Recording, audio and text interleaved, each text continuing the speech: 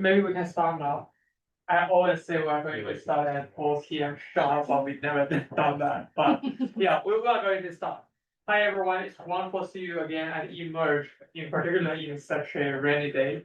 I'm E, a PhD candidate in system engineering at Berkeley, and I'm the organizer of eMERGE. The weekly eMERGE seminar is a dedicated platform for early career researchers who are pursuing academic careers to present research, refine ideas, and to build communities among peers working at the intersection of mobility, energy, infrastructure, and sustainability. Today, we are very glad to welcome Dr. Pei Zhao, who is currently a postdoctoral fellow at MIT Senseable City Lab. Her research investigates the bidirectional influence of human behavior and energy climate systems. Before joining MIT, Dr. Pei Zhao received her PhD in environmental engineering in 2024 from Tsinghua University. Her PhD studies focus on decarbonizing heavy-duty road transportation. He holds a bachelor's degree in environmental engineering from Tsinghua University, along with a dual bachelor's degree in economics from Pei Zhao University, both in 2019. So today, we are going to the title used to be the feasibility of truck decarbonization and its environmental and policy implications, but things here is eMERGE, so she upgraded the talk title to be something like behavior aware energy modeling. And without further delay, please join me in welcoming Dr. Zhao.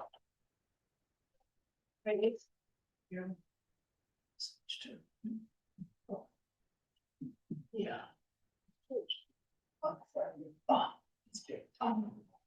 Hey, all right. Okay. Yeah, good. Can you see it online? Yes, good. I'll stand here. I hope I can. Yeah, maybe there. There? Yeah. Okay, hello everyone, and thanks for E for introducing me, and thanks Scott and E for hosting me here. After being the audience of eMERGE for a couple of weeks online, I'm very, very happy to be here to share with you guys about my research. And as E has just mentioned, yeah, I revised the title a little bit, and today I'm going to talk about like coupling the behavior modeling to the energy and climate system. So when we talk about climate change, what we are doing is like we're usually describing the three complex systems: human, climate, and energy. Like human activities, like how we move, how we produce, and what we consume, they will form the energy demand for the energy system. And the energy production is one of the most important greenhouse gases emission sources now, and which will contribute to the climate change. And the climate in return will influence how humans make decisions and how they. So these three complex systems, they are coupling close with each other, but like in current most of the studies, we focus on only one or two of them. But to truly understand and manage the transitions in the low carbon future, we need to combine the three systems and study how they are evolving together. And no matter for the research, climate scientists, social scientists, or energy modelers, what the ability, like all of us would like to have, is to predict the future. It's like we are trying to know, like the interventions we have today, like no matter it's a policy or action, how that will change the climate in after decades. That's about predicting the future. Like for the energy system modelers, like how we are going to plan the energy systems to make it more robust and resilient, and how should we promote people for like healthy, like low carbon lifestyle, and most importantly, how much they can contribute to eliminate the side effects of the climate change. And this is where we should have. And the most widely used tool to predict the future now is the integrated assessment models. It actually links the economy, energy, land use, and climate together and predict their long-term simulations. But currently these IAMs prediction result, there are some like uncertainties. At the first layer of the uncertainties, like researchers found there are significant gap between the predictions and the historical data, even within short time scale. And another uncertainty is like appears when we compare different IAMs. On this slides for each subplot, each colored line is one kind of IAM, and they actually predict like different trajectories for these low carbon technological views. So these uncertainties actually limited the reliability of model-based policy decisions. They can be a little bit misleading for the investment, or they can even delay some effective climate actions. One of the major reasons for these IAMs struggling to predict the reality is that how they model the demand. Most of the IAM use like similar key inputs like GDP, population, policy targets, and some scenario parameters. Based on these inputs, they are modeled the demand in a highly aggregated way. There are like three major pathways for IAMs to predict the demand. The first is by top-down macroeconomics, where the economy is like predicted by production function, and in there the behavior and preferences are defined by a fixed elasticity. And the second approach is that some of IAM like GCAM, they will decompose the total demand by different sectors like industry, transportation, and buildings. And they will estimate the sectoral demand based on these inputs like GDP and population, and also as well as the technological efficiencies. And the third approach is like that some of the IAMs, they are used the energy economies. They are trying to minimize the system cost subject to the given service demand. So no matter from which one of the three approaches, these IAM is actually treated the demand as exogenous, aggregate, and static inputs. So instead of as what we want to coupling the human system with the energy and climate dynamic modeling, it actually current IAMs, they are treats the human demand as a fixed input, and they are separated from current energy and climate simulations. So, but at the same time, there are many studies showing that there are huge decarbonization potential from the demand side.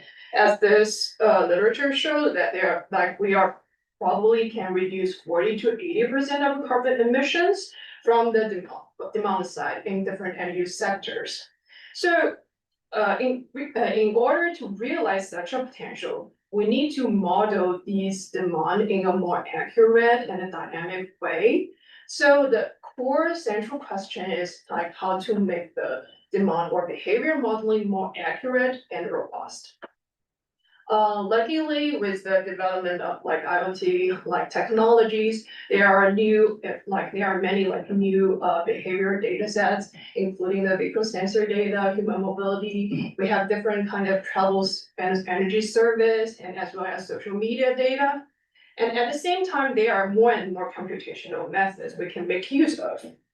Based on these like new data sets and computational method, we can observe the real world behavior and model their dynamics, and even like evaluating their interactions with the energy and the climate systems. So based on these like data and methodological foundation, like the research question I am really interested in is how the human behavior and energy climate systems influence each other in the both directions. So for the forward side, which is like how human behavior will influence the energy transition and climate change, I will introduce like two projects here. The first is about like the trucks, as like Eve has just said. It was my PhD research focus. Why I'm working on trucks, because like trucks, they are an important CO2 emitters. And they contribute to the CO2 emissions disproportionately. And because they drive a long range and they are carry very heavy goods, so it's also like one of the hard to abate decarbonization sectors in transportation. Just like, because like for light duty vehicles, which are cars, electrification are widely accepted as one of the most promising like decarbonization approach. So a very natural question we're going to have is, okay, can the trucks also be electrified? Yes and no. Oh, why? Yes and no, because like truck electrification is actually, they have some challenges. The first challenge is they have, the trucks are using diverse usage scenarios. They are used very differently. For example, the Amazon trucks we have for now, they are trucks, and they drive like around 200 kilometers a day. At the same time, the sanitation garbage trucks, they are also trucks. They drive probably less than 100 kilometers a day. In the meanwhile, the long haul semi trailers, they drive way longer than the two categories. They can drive like around 1,000 kilometers every day. So these diverse usage niches, it doesn't mean that trucks cannot be electrified. It's just like we need to know which kind of trucks can be electrified. And another challenge is that the trucks, they are often used for commercial use. So they are very sensitive to costs. So if we want to electrify the trucks, the additional weight from the battery will reduce their transportation economy. So from the fleet owner or the truck driver side, they are not very willing to do that. And there are also like additional increase, like the purchase cost, which would always be higher for electric trucks. So this are all the truck challenges. And because of these challenges, although like many regions or even California here, we have like ambitious targets for heavy duty vehicles decarbonization. Until 2023, the zero emission trucks, which are including the battery electric trucks and hybrid fuel cell electric trucks, their sales are very limited. And most of them are in China. So that's where my PhD studies were from. And okay. Done what? Yeah, I'm sorry.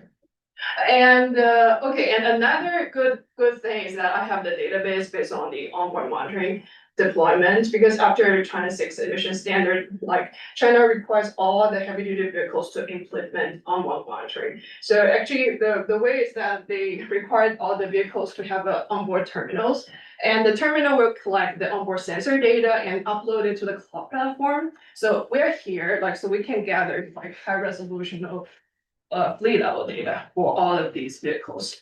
So with the OBM for both battery electric trucks and the diesel trucks, I would like to understand what's the feasibility and the environmental and cost effects of truck electrification.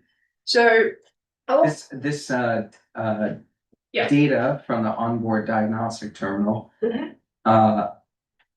Is it the storage in the cloud, is that basically owned and managed by a government agency? Yeah. Or it's like a set of private companies It's that, actually direct for they are stored in the government platform and or by the regulatory level, let's say, yeah. got it, which means it's completely standardized. Yeah. The data and stored and organized in the same way.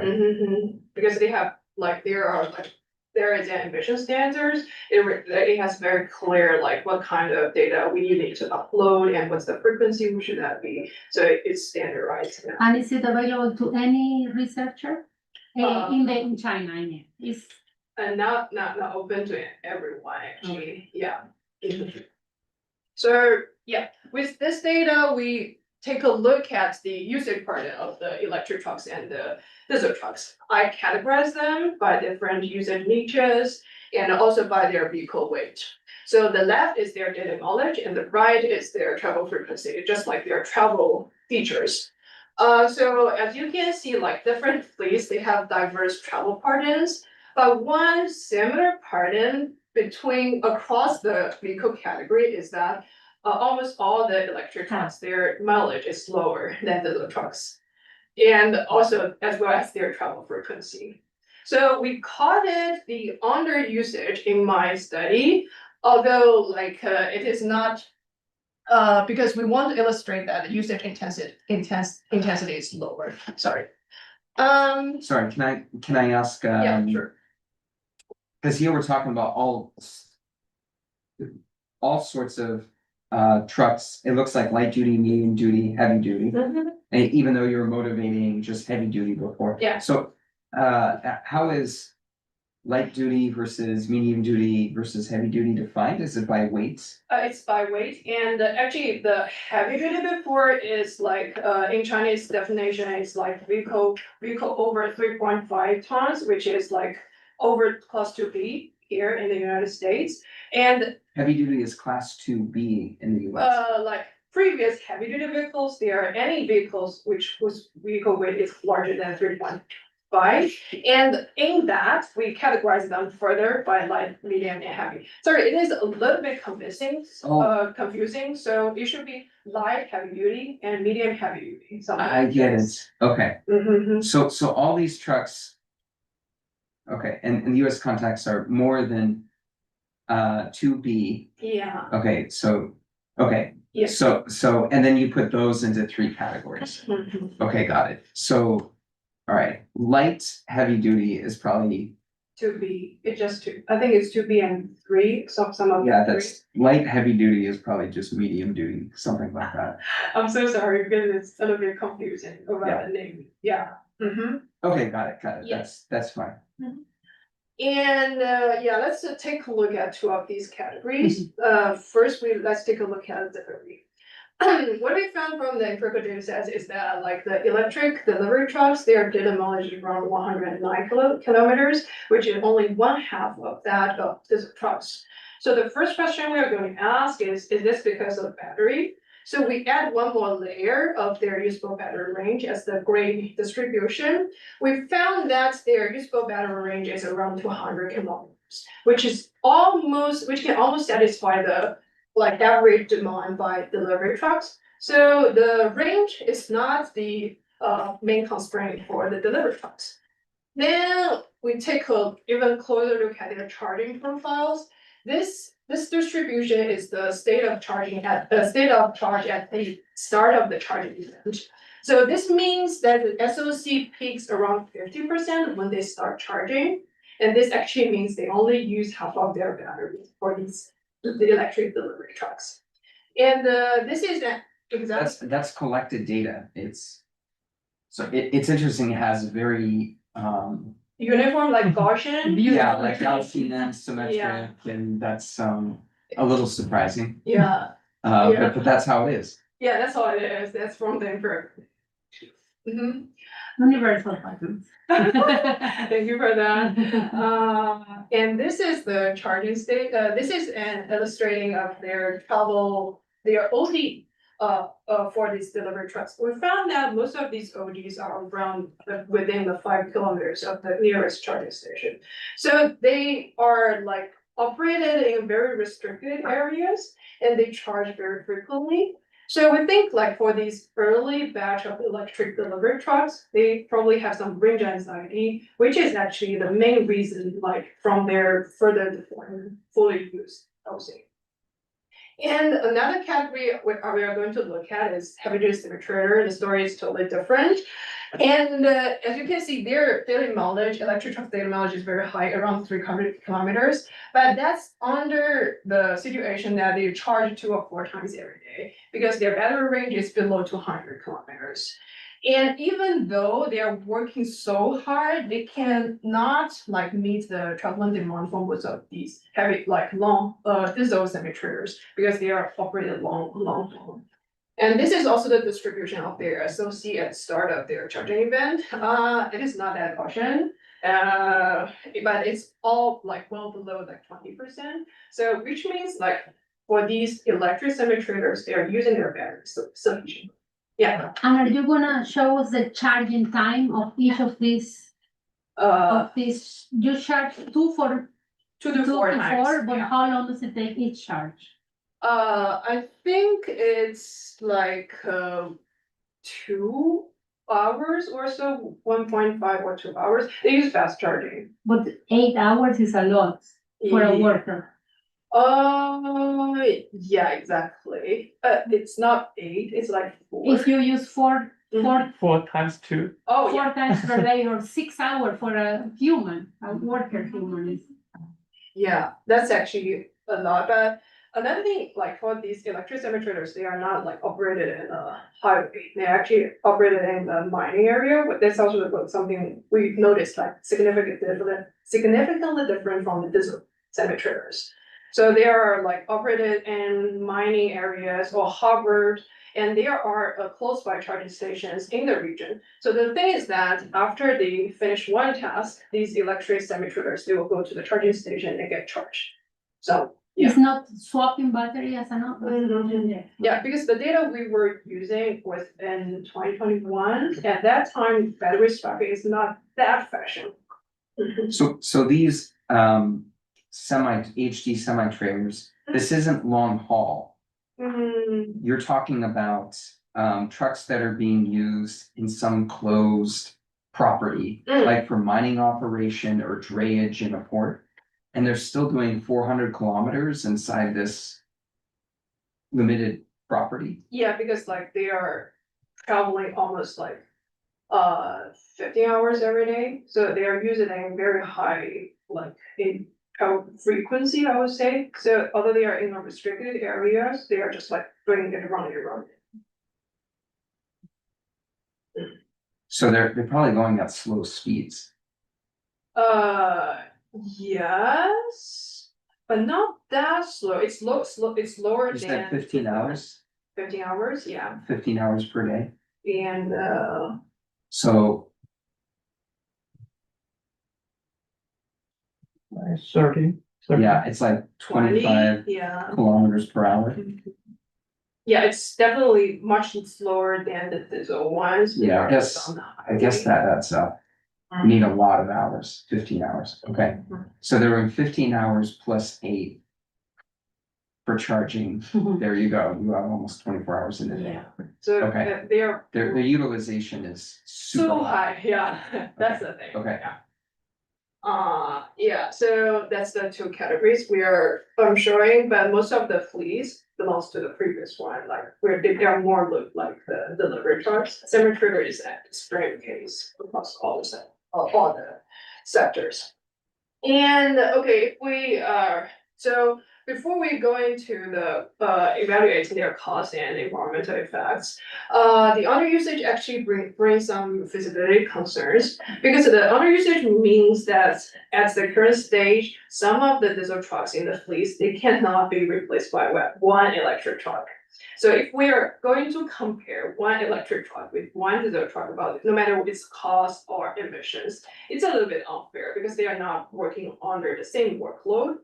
So before we dive into the life cycle CO2 things, we need to deal with the feasibility issues. So there are small animation for how I did the modeling. So the underusage actually means in this fleet, if we rank the diesel trucks by their transportation demand from low to high, the underusage actually means for some of the vehicles who have lower transportation demand, they can currently replace by one electric truck. But for those who with higher transportation demand, they would probably need 2 or even more electric trucks to replace one diesel truck. Replace means finish the same workload. So the first group of the diesel trucks I'm looking at are those who can be one or replaced by now. I call it priority group, which because they can be electrified right now. They are priority to electrified. So I evaluate like how many vehicles in current fleet belongs to this priority group by the mileage distribution, just I showed just now, and it seems and we got like around less than 30% of these diesel trucks can be electrified by one. But these priority group, if they are electrified, they have significant life cycle CO2 emission reductions. They can reduce the CO2 emissions by 30%, more than 30%, and also their total cost of ownership is lower than diesel trucks. So some insights we get from here is that the electrification of these low mileage trucks, which can be one-on-one replaced, can actually reach cost and environmental co-benefits. So they should be prioritized to electrify. And but Sorry, yeah. can you go on? Yeah, sure. This bar chart on the right is saying when you replace one for one. You know, the probability mass alpha. Where alpha is some small number. Goes in this. Yeah, Yeah. sorry, A. Mhm. I'm talking like I'm Greek. Mhm. That's what that bar chart corresponds. It's not replacing all the vehicles in the fleet, it's just the 8% with the lowest mileage. Yeah, the 8% is, yeah. The 8% is actually the numbers we have here. I see. Yeah. Okay. The thing is that, I didn't explain this before, it's actually, I find a critical mileage. And for diesel trucks whose mileage is lower than this mileage, the ratio is equivalent to the electric trucks with mileage is higher than this mileage. So actually, just simply, like So it's the illustrating, which is median a value replace for this. diesel and you apply it to, it's the median value for diesel, Meaning value, median. medium, yeah. The probability mass on the left and the right is the same. No, the right part is under the green curve instead of the red. Oh, The left is under the red curve, yeah, the right is. it's not the intersection here, it's actually with this. This is the distribution of diesel trucks and the part. The like the darker part below or the green red distribution, like that to this, is equivalent to the green distribution on the right of this critical knowledge. Okay, mathematically, I understand what you did. Maybe we'll let you keep going, I'll ask you a question later is, what does that even mean? They're equivalent in terms of number of truck or mileage. Number of daily mileage is Ah. actually, yeah. Like why I model this is that I think this part of vehicles can be replaced by this part. Just, yeah. That's just like how I conceptualize it, actually. Yeah, so if you replace one by one, those electric trucks on the higher range can definitely replace those diesel trucks with lowest daily mileage. For the rest, we don't know, and we are not going to replace Yeah, them. this is Yeah, got it. conservative, actually, I know, yeah. And Yeah, because probably these part of vehicles can still replace this, but I didn't take those into account. Yeah, this is just like from mathematical distribution. So basically, So for example, the light duty delivery trucks, the 23% with. The 23% of the trucks with the lowest daily mileage. Diesel trucks with lowest daily mileage. Yeah. You're gonna replace 1-to-1 with electric.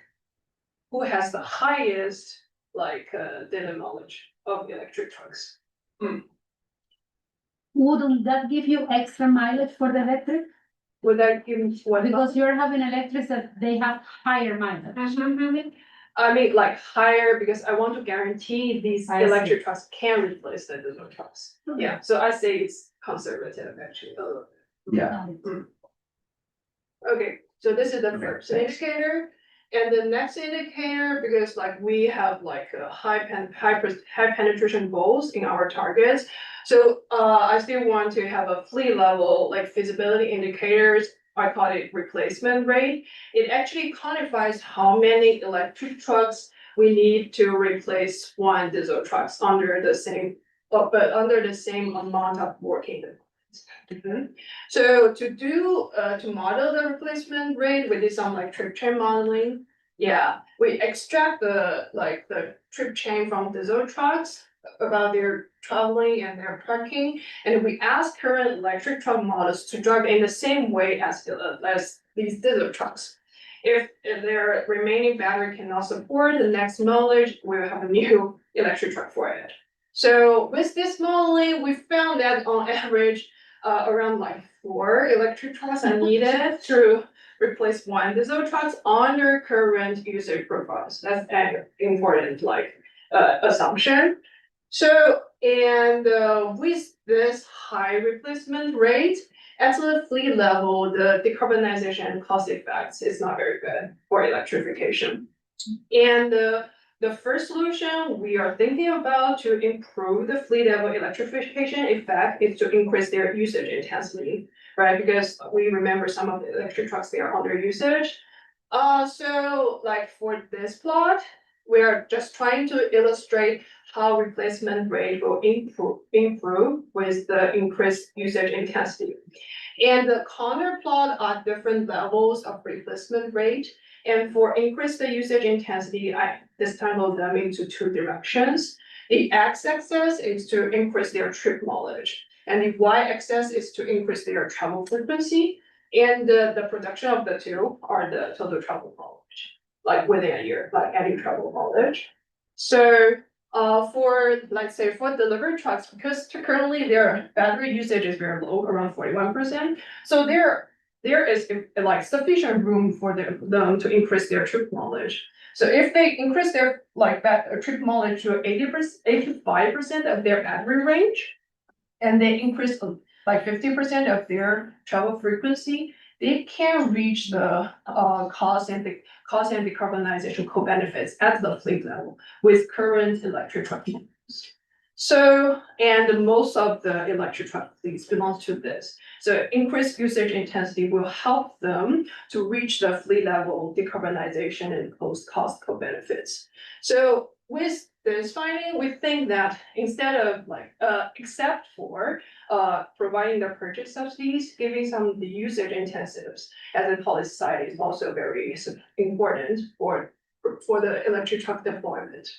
But for the heavy-duty semi-trailer, it's a different story because current their usage, battery usage is already very high. So there is very limited room for it to increase their battery use, and their CO2 break-even and TCO break-even lie up very far. So for heavy-duty semi-trailers, increasing the usage intensity is not the solution for them to increase their fleet level electrification effect. And they need some technological improvements. So we did some on-site surveys, and we did some we're looking to some advanced electric truck models and to set different scenarios for the future electric semi-trailers. We found that for electric semi-trailers to reach the cost and the environmental co-benefits, only under they have very high battery range and using cleaner electricity as well as use battery swapping, they can almost reach the fleet level cost and decarbonization co-benefits, which means it is a little bit hard for them.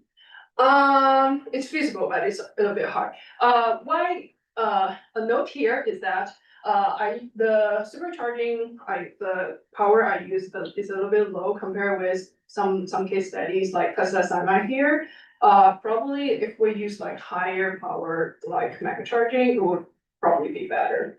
So yeah, I think C rate would be relevant. So in the how'd you call it, the light duty delivery truck and the semi trailer, do you know roughly what is the size of the battery in those 2 cases?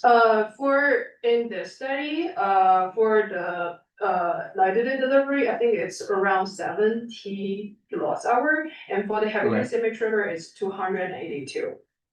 Okay. Okay. And now we have larger models both here and in China, but at that time it's only 282.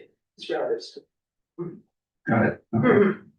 So this actually means if we want to electrify all the semi-trailers, probably it's a little bit challenging, except for especially for those who has extremely long hauls.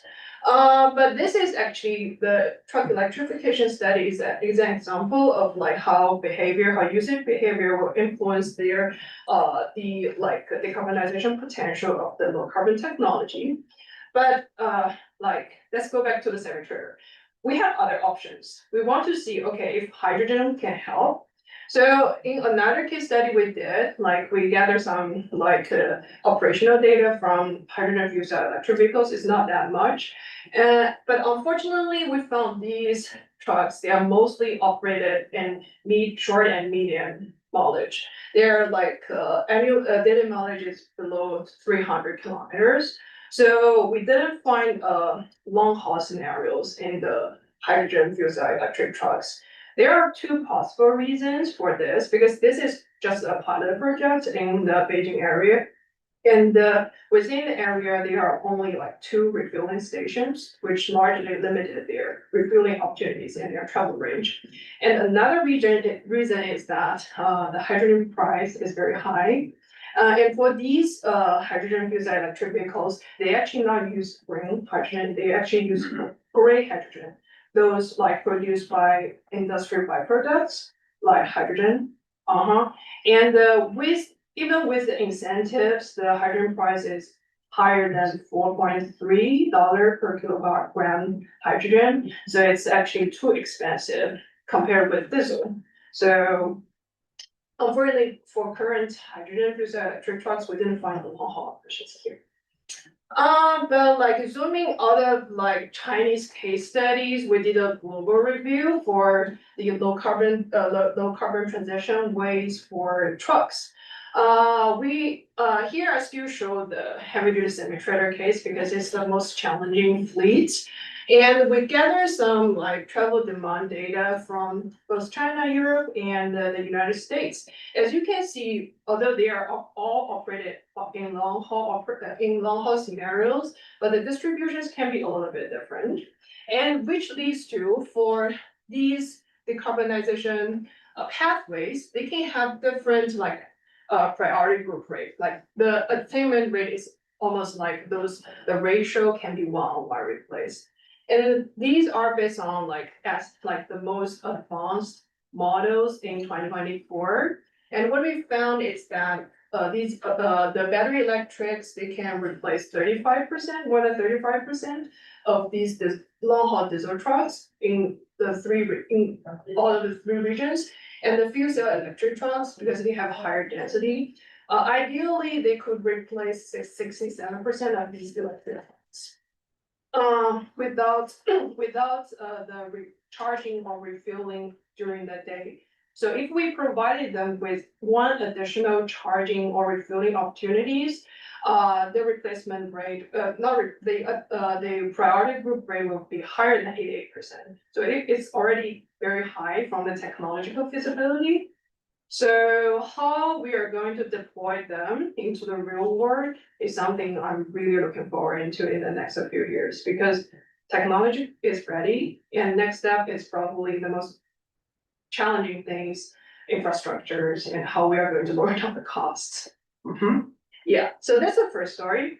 And the second story is about another sector, looking at the online delivery.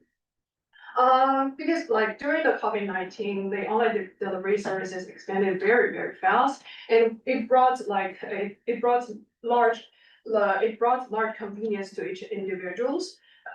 That like now in the after the COVID-19, because we don't have like public safety concerns for now, the online delivery services they are still benefiting different individuals. But we have to face some of the society costs from the delivery services for now, including the increased traffic congestion and the emissions and from the delivery fleets, which also increase the worsening of air quality. So there is a key trade-off between the individual convenience and society cost in this for the delivery services. And in this project, we would like to know, is this trade-off unavoidable? For customers, if they are more patient, if they can have a modest compromise on their delivery time, like several minutes, how much societal costs we can? Several minutes? Several minutes, And that's not asking much, right? Yeah, it's a small modest, right? Very modest. Very modest, but I will show you, it's huge. It's a huge change for the social cost. How much they can get for the social cost. So to quantify this trade-off, we first have some theoretical modeling. We want to have a equation for the individual convenience and we ideally want to have the societal cost, but eventually because it's too hard, so we only stopped at the bundling opportunities. The idea is that we want to bundle the delivery orders to reduce the number of deliveries. So we did all of this modeling, and this model actually resembles very well with the data. And you see the x-axis is the patients. We call it patients. It's actually the delivery delay in minutes. This is from 0 to, this is only 7 minutes, so it's acceptable probably. Yeah, as you can see, like with like less than 5 minutes of patients, the bundling opportunity will be very high, like more than 65%. This is the one important finding. Another is that, look at the curve, it's concave. So it means actually the marginal benefits of patients, it actually reduced. So the first several minutes really matters than the following like 10 minutes or even longer. And you're using data, I guess, in a dense area with Yeah. a lot of requests. Yeah, exactly, yeah. In China. No, when we, for this, Or we New are York. using some for in Dubai, actually, yeah. Interesting. Yeah, so like this is very like surprising. So we want to add more empirical quantitative results. So sorry, quick Yeah. question, on bundling, I know one constraint is definitely their delivery time. Do you consider any other constraint like, spatial constraints? Yeah, we consider both like spatial and temporal proximity. The order and delivery time have to be short, like close enough. And also their like delivered address has to be like close enough. Within Okay. like 5 kilometers or something, yeah. 5 kilometers, so 5 kilometers will add some like detour time, or if you deliver to two customers, you may need some extra pickup time. Yeah. Have you modeled that for? Yeah, that's for the I empirical see. part, because here we only, the y-axis is the bundling opportunity, like the potential, how much we can bundle it, yeah. And for the empirical modeling, like for this part, we would really like to model the trade-off between the patients and as you have said, like the mileage and the emissions, the societal cost. So in order to do that, we propose like a new evaluation framework, which use the order sharing network for bundling and use the minimum fleets for dispatching these deliveries. So the proposed network actually generalized the concept of shareability networks, which were first developed for taxi sharing. And it actually, we revised it a little bit, trying to make it can capture some heuristic characteristics of the delivery services. And with that, we can have the real-time heuristic bundlings for different orders. Yeah. You know that the Google API gives you the congested travel times. Are you taking into account congestion? Congestion. Traffic congestion. Traffic congestion. Because sometimes a small detour in a very congested city is gonna be several minutes. Oh, And that's you could add congested travel time from the API. Oh, that's actually very good like suggestion. We use the OpenStreetMap actually for the route That doesn't planning. have free flow travel time. Yeah. We use the free flow one, but we need It to. will be a little extra. You just add credits in Google and download your congested travel times, and then reality will choke a little bit. Okay, let's see. Patient we would need more patience. Probably, yeah. Let's see, will that like. Maybe the markedly referees influence- as you. that will probably destroy the study. I don't know, but I never seen. No, just more patience. That's actually very good suggestion. We need to like keep that. And I infer that this work you already did it in Boston because it's very similar to the taxi work, right? Yeah. for the for the dispatching, actually Very use the similar. algorithm for the taxi one. Yeah, and with this modeling framework, and we apply this to like the data sets in Dubai. And what we found is that it's these empirical result is actually completely confirm what we found with the hierarchical modeling. First, like the left and the right are the relationship between patients, the x-axis is patients and y-axis are saving mileage, average daily mileage, and this is CO2 emission savings. So the first insight is that like an additional 5 minutes patients, so it's acceptable, right? 5 minutes patients, it can lead to like considerable society cost reduction. It can save like mileage by 30% and CO2 emissions by 20%.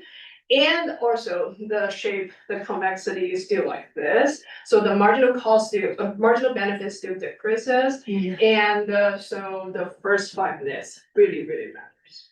So So can you explain the meaning of K here? K is actually parameters, like which means like how much packages can be bundled. The maximum number of packages can be bundled. I see. Yeah.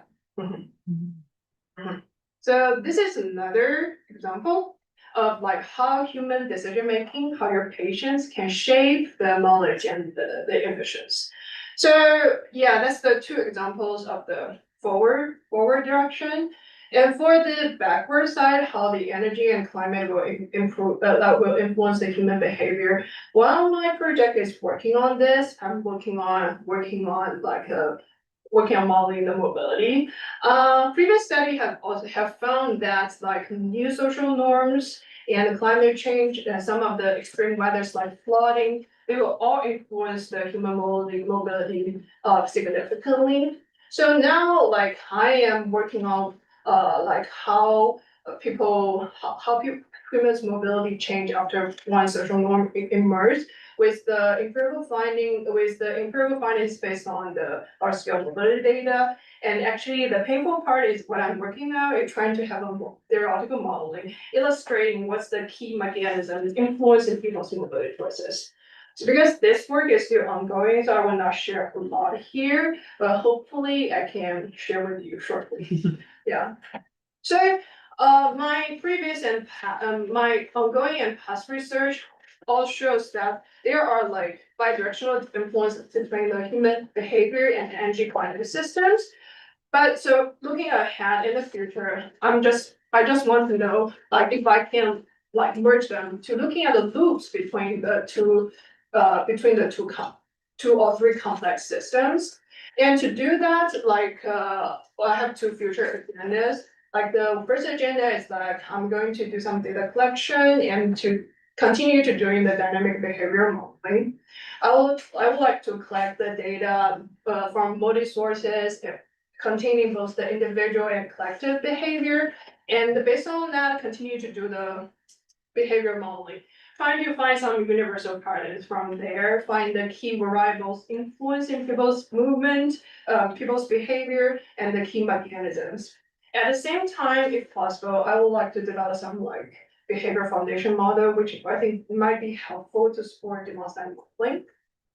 And with the both behavior modeling and foundation model, I would like to improve the IAM demand in the current IAM models. With the behavior mechanisms, I think probably we can have better demand modeling inputs for the whole IAMs. And for the outputs for the emission and energy systems, I will add one more. I would have feed that back to the behavior modeling and finish the final loop in the IAM. So with the behavior aware IAM, probably we can provide more scientific proof for effective climate policy making. So that's the second future agenda, and that's the end of my presentation. Thank you very much.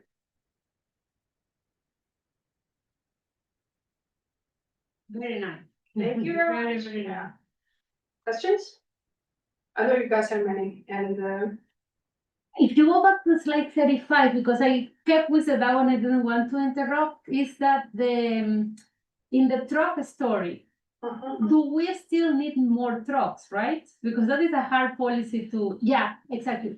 35. So somehow I remember I caught that you needed more trucks, but I lost if in that slide when you went to the other with the new technologies and several countries, if we still needed more trucks or not. I just got my bad. I got missed. I missed the story and didn't want to interrupt. My bad. That's the presenter's bad. No. Yeah, but because I have the like feasibility indicator called the replacement rate, I'm saying that we probably need 3.8 electric trucks. That's what I versus thought. one. Replacement rate meant more trucks, right? Yeah. That's what I thought, and I didn't want to ask, but that is a lot. Yeah.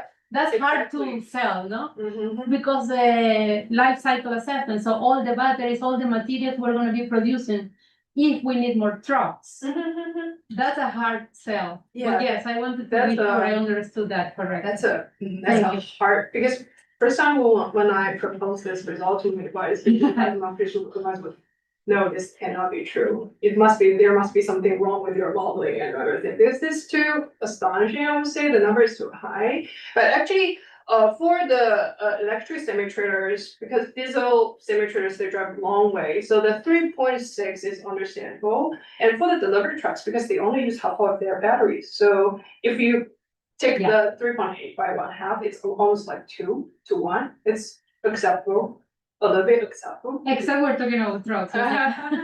And in the global case, actually, we didn't have the replacement rate concept here, because to do that, we need to have the trip changes. No. We need to have very fine granular data. So this is only the periodic trip rate. So how many vehicles can be one-on-one replaced? Nice, thank you. You know, on the same area, did you also look at or think about EREV, extended range electric vehicle, or maybe other hybridizations of powertrain? Because this is actually something new. At the end of my year for my PhD, there are some like manufacturers, they have the hybrid vehicles for trucks. I think that would be a good supplementary for the electric trucks if that can like greatly reduce their range anxiety, I would say. Yeah, and another interesting story I didn't show it here, but it's in the supplementary story. Is it's not the hybrid, it's not the diesel electric hybrid, but when we do the fuel cell electric trucks, we notice something really interesting is, okay, here. We notice because the hydrogen is very expensive, and these hydrogen fuel cell electric trucks models, they also have small batteries on board. So, and they can charge externally. So what we found is that these hydrogen fuel cell electric trucks, they use in a hybrid way. They use both hydrogen and charging. And because to avoid the high hydrogen price. But I think this has nothing to do with your, like, what you have just said about the. It's a variation of what I said, yeah, or what I was suggesting, yes. But I think the diesel electric hybrid will be a good separate, like, at least in the short term, it will be a very competitive pathway for the decarbonization, probably. But one question I would always have when I think about these hybrid approaches is that how could we, it's not control, how we monitor that these hybrid trucks, that they are not fully used the diesel. So, yeah, that's something I was thinking of for a long time. Yeah. After your talk, I'll share some stories about this. I'm looking forward to that, yeah. Yeah, I know all the data in your publication is by 2021. I'm just curious, do your research group still have access to more recent data? Yes, but it's a little bit more challenging than like when I did my research. I want to do an update. I want to see like how these range anxiety relieved with the people when people are more familiar with this new technology. I was trying to, but So far, no, I didn't have the access. Yeah, that would be very interesting, but actually 5 years for transportation electrification means a lot. Yeah. Change a lot over the years. Mhm. Yeah, and a question on the online delivery part. So first, can you clarify what kind of business it is? Is it just limited to food delivery or there are other kind of I'm business? sorry, I should clarify that. It's a grocery delivery. Yeah, we applied only to the grocery delivery case in the empirical side. Okay, Yeah, I was thinking something like Amazon or. but do you have a At first, I was thinking 5 minutes delay is nothing. Yeah. I mean, they always give me a time window, like 12 p.m. to 4 p.m. They never say they will arrive at 3:05. Oh. I don't know, cause I know Amazon also have some like the same day delivery, but it's never like 10 minutes delivery or 15 minutes delivery. I think because grocery delivery in China and in other places are totally different. Oh, Because yeah. in China, you have Meituan, something like that, and they're just like food delivery. Yeah, I see. So That's actually, 40 minutes. better case would be for food, but for food, I think asking people to wait for a few minutes. I don't know if It's okay, it's okay. Thank you. 5 minutes, I think it's totally okay. 'Cause Yeah. they often delay it for like 20 to 30 minutes. I'm totally okay with 5 minutes delay. Yeah, a question more on the methodological side, I think. Do you assume in your baseline that is no time patience, no extra time patience, every customer they have completely no bundle. But maybe in the reality they already have some sort of bundle. Uh, Do you assume each order needs a separate driver?